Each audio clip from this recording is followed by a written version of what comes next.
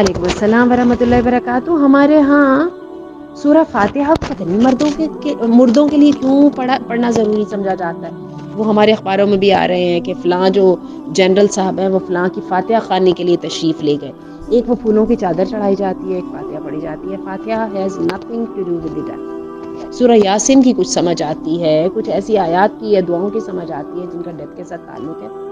اس کا تو کوئی تعلق نہیں ہے. تو یہ تو بالکل ایک ٹوٹلی بدعت ہے. اور سورہ فاتحہ جو ہے اس کا تو تعلق آپ کی ہدایت کے ساتھ ہے. آپ اس کو برکت کے طور پہ پڑھنا چاہتے ہیں یا کیا ہے مجھے نہیں سمجھ آئی، لیکن اس کی کوئی فاؤنڈیشن نہیں ہے.